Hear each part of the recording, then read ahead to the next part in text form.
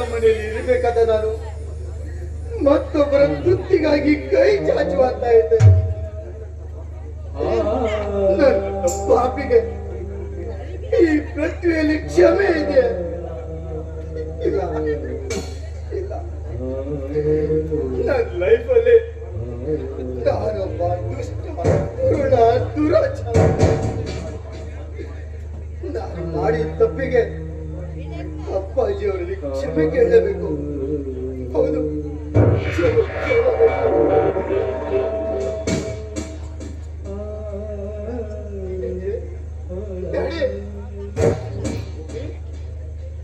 ನೀನು ನಾನೇ ಗೋಪಿ ಪ್ರೇಮ ಬಂಧನಕ್ಕೆ ಸಿಲುಕಿ ಮದುವೆಯಾಗಿ ಎತ್ತ ತಂದೆಯ ಕಾಲಿಂದ ಒದ್ದು ಹೊರ ಹಾಕಿದ ಪಾಪಿ ನಾನು, ಪಾಪಿ. ದಯವಿಟ್ಟು ನನ್ನನ್ನ ಕ್ಷಮಿಸ್ಬಿಡಿ ನಾನೇ.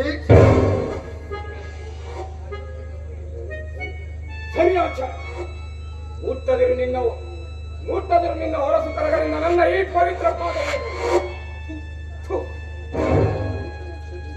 ನಿನ್ನನ್ನು ಕ್ಷಮಿಸಬೇಕು.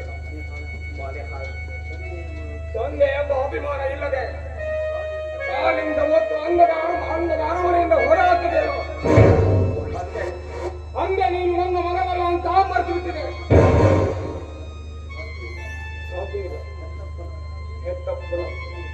ಕುತ್ತಿಗೆ ಹಿಡಿದು ಹೊರ ನುಗ್ಗಿದೆಯಲ್ಲ,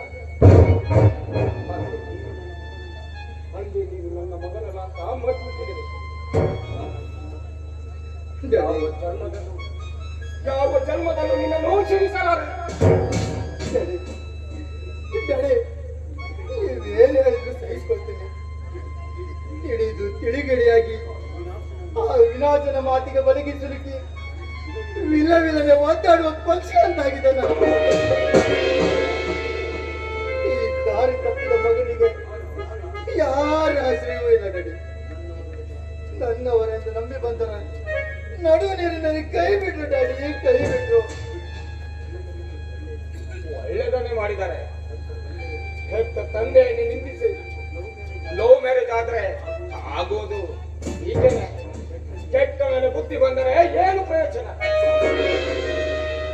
ಅಂದು ಪರಿಪರಿಯಾಗಿ ಬೇಡಿಕೊಂಡರು ಸಾಕಿದ ಅಪ್ಪನನ್ನೇ ಊಟ ಬಟ್ಟೆ ಮೇಲೆ ರೆಟ್ಟೆ ಹಿಡಿದು ಹೊರದಬ್ಬಿದೆಯಲ್ಲೋ. ಅಂದೆ ನೀನು ನನ್ನ ಮಗನಲ್ಲ ಅಂತ ಮಾಡ್ತಿದ್ದೆ.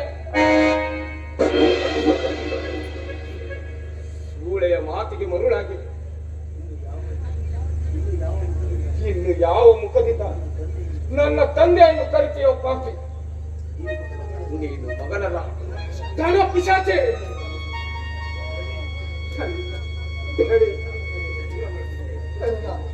ನನ್ನನ್ನು ದೂರ ಮಾಡ್ಬಿಡಿ ಡ್ಯಾಡಿ, ದೂರ ಮಾಡ್ಬಿಡಿ. ಒಂದ್ಸಲ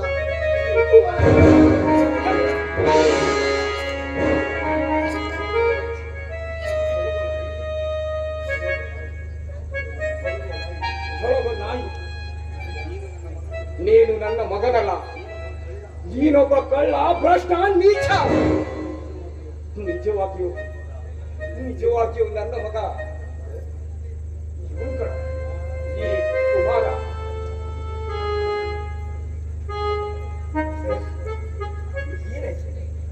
ನಿಮ್ಮಂತ ಧರ್ಮಾತ್ಮರ ಬಾಯಲ್ಲಿ ಇಂಥ ಅಮೃತವಾಣಿ ಏನಾಗಿದೆ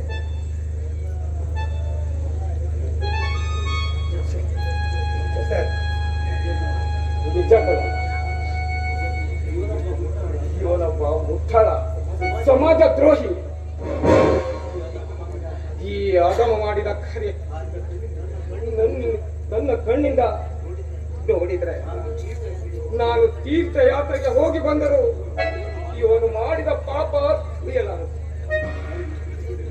ಒಂದು ಬೀದಿಯಲ್ಲಿ ಹೊಟ್ಟೆ ಹಸಿವಿನಿಂದ ಬಳಲುತ್ತಿದ್ದ ನನಗೆ ಕೊಟ್ಟು ಅಲೆಮಾರಿಯನ್ನು ಕಾಪಾಡಿದ ಆಪತ್ ಬಾಂಧವ ಕಣಪ್ಪ, ನನ್ನ ಮಗ. ನಡೆ, ನಿನ್ನ ಮನೆಗೆ ಬಂದು ಆಶ್ರಯ ಪಡ್ತೀನಿ.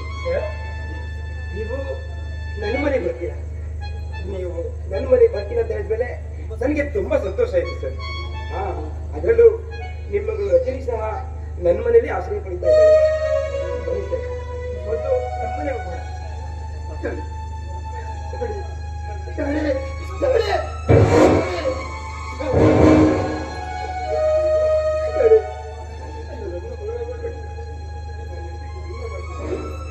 ನನ್ನನ್ನು ದೂರ ಮಾಡ್ಬಿಡು ಡ್ಯಾಡಿ. ಅಯ್ಯೋ, ನಾನೆಂತ ಪಾಪಿ. ನಾನು ಬದುಕಿರ್ಬಾರ್ದು. ಸಮಾಜದ ಯುವಕರೇ, ದಯವಿಟ್ಟು ಗಮನಿಸಿ, ನನ್ನಂತೆ ಯಾರು ಮಾಡೋದಿರಿ, ಯಾರು ಮೋಸ ಹೋಗೋದಿರಿ. ಬಿಂದಾಸ್ ಹುಡುಗಿರ ಮುಗುಳ ನಗೆಗೆ ಮೋಸ ಹೋಗೋದಿರಿ. ನಾನು ಸಾಯೋದೆಲ್ಲೆಸು. ಹೌದು ಹೌದು, ನಾನು ಸಾಯೋದೆಲ್ಲೆಸು. ಮೇಲೆ ನಿಂತು ನನ್ನ ಪ್ರಾಣವನ್ನು ಸಮರ್ಪಣೆ ಮಾಡ್ತೇನೆ. ಹೀಗೆ ಮಾಡಿದ್ರೆ ತಾನೆ ನಾನು ಮಾಡಿದ ಪಾಪಕ್ಕೆ ಮುಕ್ತಿ ಸಿಗೋದು. ಹೌದು, ನಾನು ಸಾಯಲೇಬೇಕು.